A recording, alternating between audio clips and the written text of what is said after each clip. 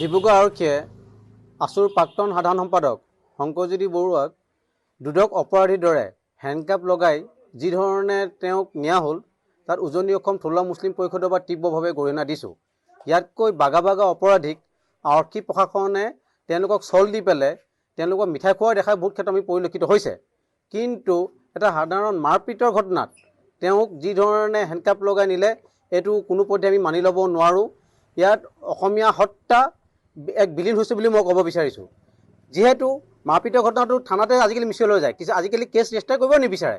কিন্তু এটা ডাঙৰ ষড়যন্ত্ৰ আমি অনুভৱ কৰিছোঁ। কাৰোবাৰ প্ৰৰোচনাত কাৰোবাৰ ষড়যন্ত্ৰত পৰি পেলাই শংকৰজ্যোতি বৰুৱাক এনেকৈ হেণ্ডকাপ লগাই আৰক্ষী প্ৰশাসনে তেওঁক জেল হাজোতলৈ প্ৰেৰণ কৰিছে।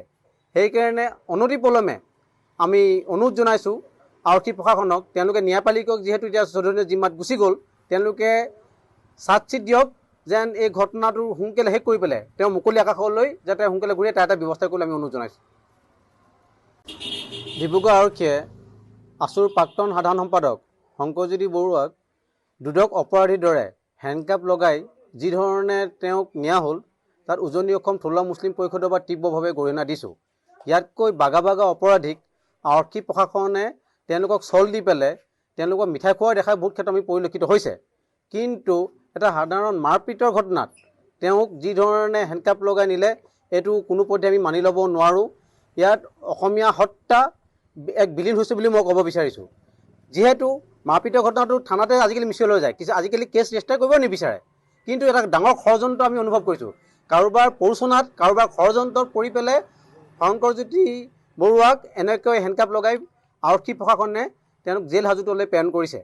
সেইকাৰণে অনতিপলমে আমি অনুৰোধ জনাইছোঁ আৰক্ষী প্ৰশাসনক, তেওঁলোকে ন্যায়পালিকক যিহেতু এতিয়া চৌধুৰীৰ জিম্মাত গুচি গ'ল, তেওঁলোকে চাৰ্জশ্বিট দিয়ক যেন এই ঘটনাটো সোনকালে শেষ কৰি পেলাই তেওঁ মুকলি আকাশলৈ যাতে সোনকালে ঘূৰে তাৰ এটা ব্যৱস্থা কৰিবলৈ আমি অনুৰোধ জনাইছোঁ।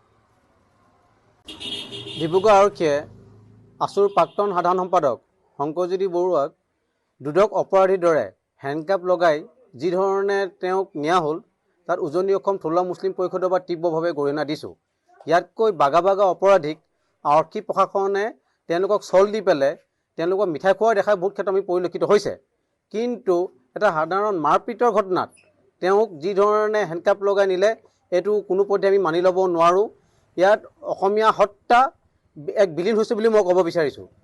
যিহেতু মাৰপিটৰ ঘটনাটো থানাতে আজিকালি মিছল হৈ যায়, কিছু আজিকালি কেছ ৰেজিষ্টাৰ কৰিব নিবিচাৰে। কিন্তু এটা ডাঙৰ ষড়যন্ত্ৰ আমি অনুভৱ কৰিছোঁ। কাৰোবাৰ প্ৰৰোচনাত কাৰোবাৰ ষড়যন্ত্ৰত পৰি পেলাই শংকৰজ্যোতি বৰুৱাক এনেকৈ হেণ্ডকাপ লগাই আৰক্ষী প্ৰশাসনে তেওঁক জেল হাজোতলৈ প্ৰেৰণ কৰিছে।